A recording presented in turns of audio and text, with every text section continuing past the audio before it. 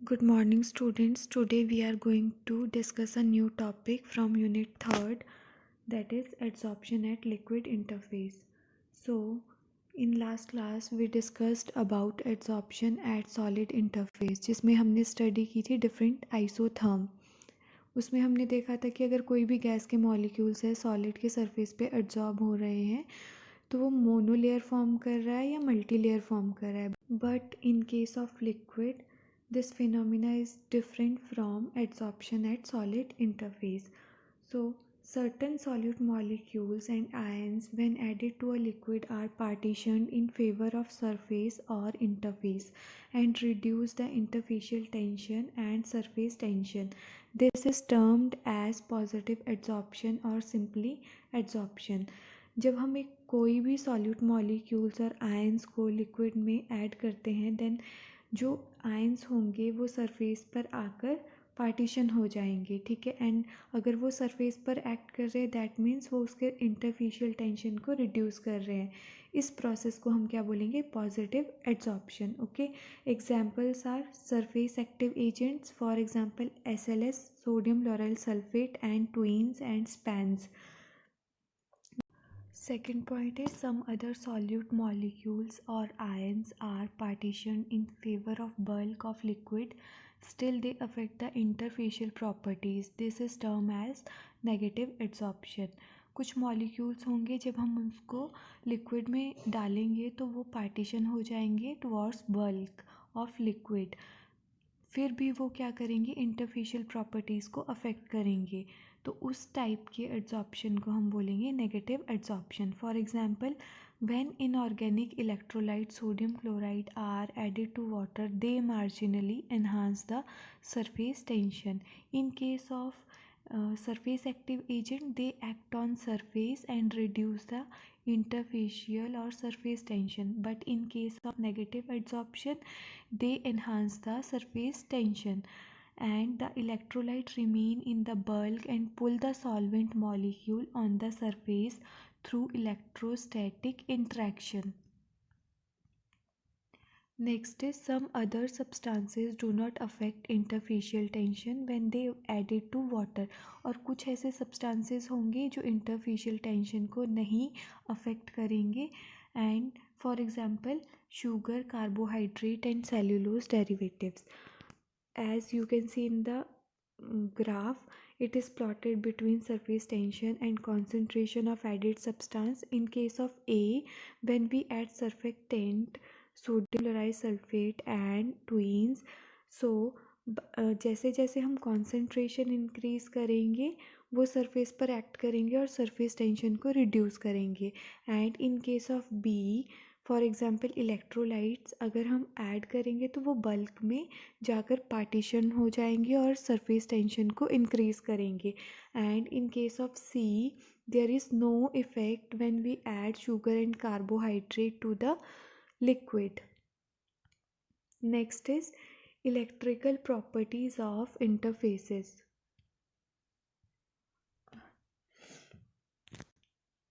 So electrical properties क्या होगी interfaces की? कोई भी formulation, for example suspension है, emulsion है, as I told you previous lecture that stability of formulation depends upon surface tension.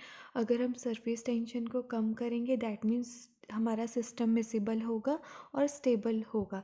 So stability also depends on electrical properties of interfaces, ठीक है. Properties present है तो उसे न्यूट्रल रीजन तक लेकर कैसे जाए कि सिस्टम जो है हमारा वो स्टेबल हो. So how to create neutral region. So this all electrical properties on interfaces हम इस टॉपिक में स्टडी करेंगे. So if we talk about application, ठीक है, the study of electrical properties of interfaces finds application in the formulation of doses form regarding stabilisation of colloidal dispersion. Okay, we can improve stabilization of colloidal dispersion through electrical properties. Second one is preparation of flocculated suspension. Means if we know that कि particular electrical property क्या है system की तो हम उससे ज़्यादा अच्छा flocculated suspension prepare कर सकते हैं and it is also help to stabilise the emulsion. So when solids are dispersed in a liquid, a large solid liquid interface is obtained which may become charged. The origin of charge on such an interface can be accounted. जब हम solid को किसी liquid में disperse करेंगे तो एक solid liquid interface बन जाएगा जो कि चार्ज्ड होगा. ठीक है, तो चार्ज किस जो इंटरफेस पे चार्ज होंगे वो किस किस कारण होंगे. First one is electrolytes present in the solution may get absorbed on the solid surface. ठीक है, जो इलेक्ट्रोलाइट्स प्रेजेंट होंगे सॉल्यूशन में वो एड्जॉर्ब हो जाएंगे सॉलिड सरफेस पर. इफ़ आयंस आर एब्सेंट, अगर आयंस एब्सेंट है देन व्हीकल वाटर में dissociate into hydronium ion and hydroxyl ion and get absorb. ठीक है, अगर आयंस नहीं होंगे तो जो वाटर होगा वो खुद ही को डिसोसिएट कर लेगा हाइड्रोनियम आयन में और हाइड्रोक्सिल आयन में एंड एब्जॉर्ब हो जाएगा सॉलिड के सरफेस पे. Absorption of hydroxyl ion is most common because of the asymmetrical nature of the hydroxyl ion. Second is functional group such as carboxylic group present on the surface of the particle may get dissociate and impart a charge. For example, carboxylic acid and amine group present on the protein get ionized. Third is difference in the dielectric constant between the particles and dispersion medium are responsible for the origin of charges through a less common source. तो क्या क्या reasons हो सकते हैं. First is electrolytes, second one is functional group and third is difference between dielectric constant between the particles. The charge on the solid particles certain changes to its environment regarding the distribution of ions. So हमारा system कैसा होना चाहिए, neutral होना चाहिए. Next is electrical double layer. It is given by Helmholtz and stern model. They said कि अगर हम किसी भी सॉलिड को लिक्विड में ऐड करते हैं तो चार्जेस डेवलप होंगे and potential difference will be created. Okay,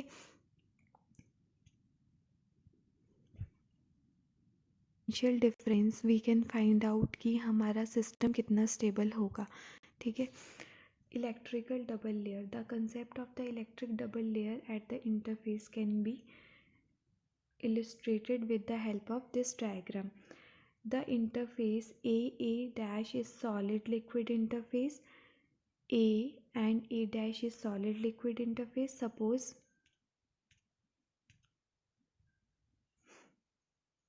solid doses form में. ठीक है, जब हम उसको लिक्विड में डिस्पर्स करेंगे, ठीक है, तो फॉर एग्जांपल हमारी सॉलिड डोजेस फॉर्म में नेगेटिव चार्ज है एंड जब हम उसको डिस्पर्स करेंगे the cations are assume to be present in solution. हमारे सॉल्यूशन में केटायंस प्रेजेंट है. These are absorb on the solid interface and impart a positive charge. तो क्या होगा, ये हमारे एब्जॉर्ब हो जाएंगे सॉलिड सरफेस पर और इम्पार्ट अ पॉजिटिव चार्ज और पॉजिटिव चार्ज क्रिएट कर लेंगे. These cations are referred as potential determining ions. Okay, next is tightly bound layer. Immediately adjacent to this interface a dash region of tightly bound layer. This layer extend up to B dash. ठीक है, तो यही layer extend हो जाएगी ए dash से लेकर B dash तक. ठीक है, ए टू ए डैश है ये आपका सॉलिड लिक्विड इंटरफेस है. जो ए डैश से A to A dash and to B dash जो लेयर होगी ये लेयर होगी tightly bound layer. Once the adsorption is complete, the cations attract the new anions and repel the approaching cations. Okay, further thermal motion tends to produce equal distribution of ion in solution. Thus at equilibrium some excess anions are present in the region. Second region होगा हमारा diffuse second layer. However, their number is less than adsorbed cation. Therefore, B dash still possess charges. Dash and B to B dash, in this layer जो हमारे cations होंगे वो large होंगे, cations का जो number होगा वो ज़्यादा होगा। And in diffusive layer B B dash to C C dash highly negatively charge layer होगी जिसमें नेगेटिव चार्ज ज़्यादा होंगे। Okay, when particles move relative to the liquid, जब हमारे पार्टिकल्स और लिक्विड में मूव करेंगे, this tightly bound layer also moves along, जो ये लेयर है ए टू ए डैश, ये भी इसी के साथ मूव करेगी। Thus the particle surface now extend up to B B dash, तो जो पार्टिकल सरफेस होगा वो आगे तक एक्सटेंड हो जाएगा to B B dash and rather than A dash. The boundary B B dash is term dash shear plane, तो जो बाउंड्री होगी बी टू बी डैश उसको क्या बोलेंगे, shear plane. Next is diffuse second layer. above example B B dash में possess negative charge, जैसा हमने discuss किया B to B dash negative charge होंगे। It indicates the number of anion is more, number of anion ज़्यादा होंगे as comparison to cation adsorb on the interface. However C C dash still maintains electrically neutrally, ठीक है, तो सी C dash में अभी भी जो चार्ज है वो न्यूट्रल होगे। when the interface is adsorbed by negative ions, then a dash assume negative charge and b b dash possess negative charge and c dash will be neutral. Okay,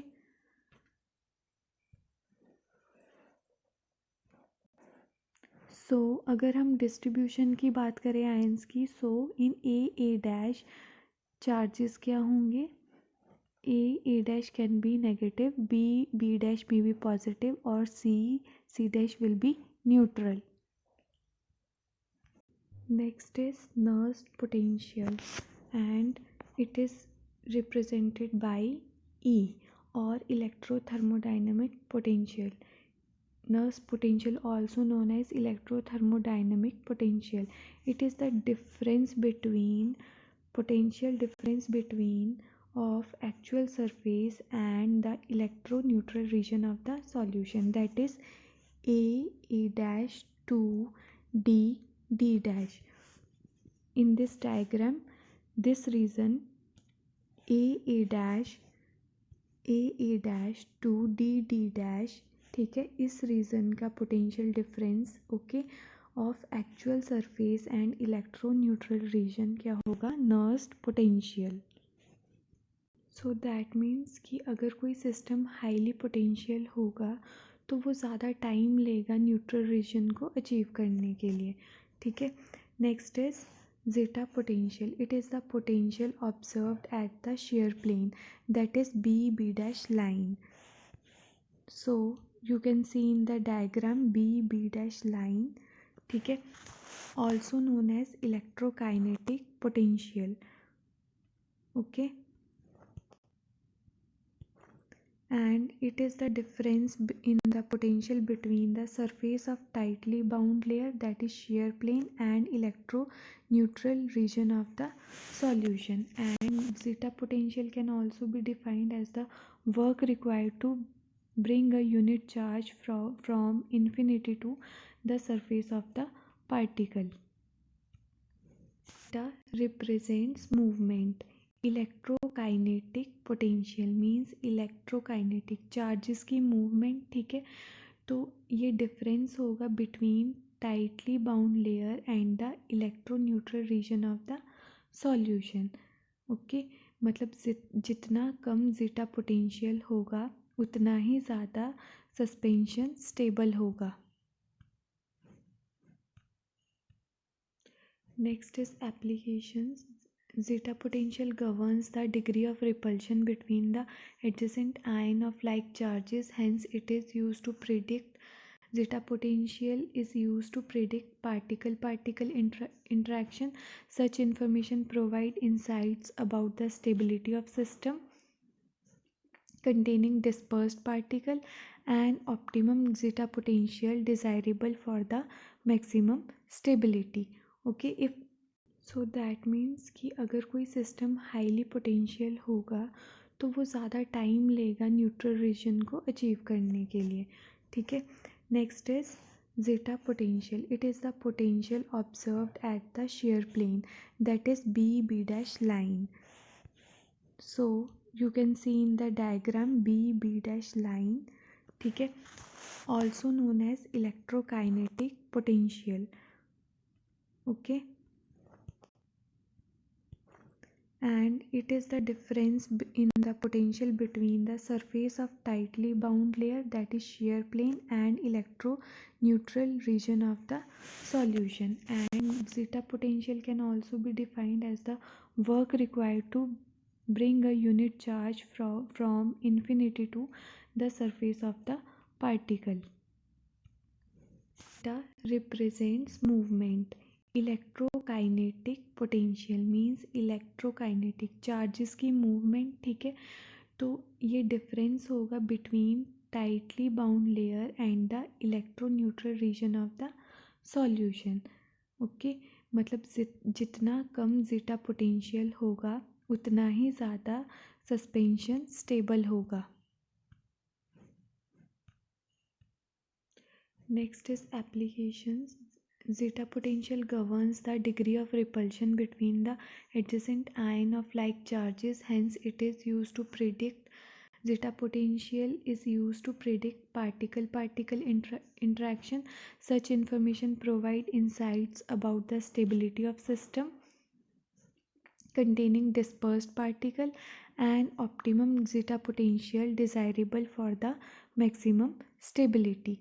Okay, if zeta potential falls below a particular value, the attractive forces exceed the repulsive forces.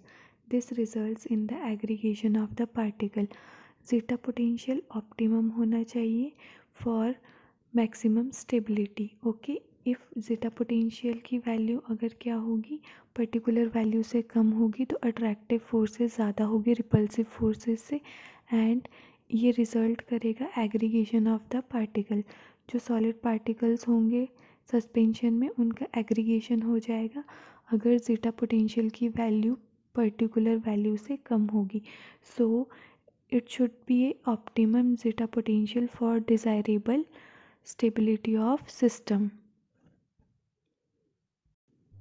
So next topic is application of adsorption. First application is antidote in poisoning. In case of poisoning of drug like tolbutamide, acetoxamide and acetaminophen, we can use activated charcoal because activated charcoal absorb कर लेगा drug को on its surface and it is used as antidote in case of poisoning of these drugs.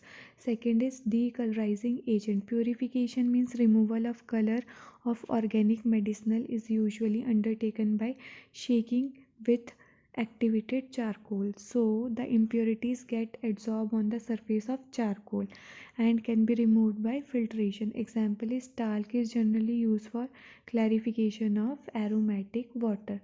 Third application is in gas mask. This apparatus is used to absorb poisonous gases. ये apparatus use होता है जो absorb करेगा poisonous gases को and thus purify the air for breathing. And in सब में कौन सा फिनोमेना यूज़ हो रहा है? Adsorption. Last third one is for desiccation of or dehumidification. These substances can be used to reduce or remove water vapors or moisture present in the air. For example, silica gel and alumina are used for dehumidification in electronic equipment.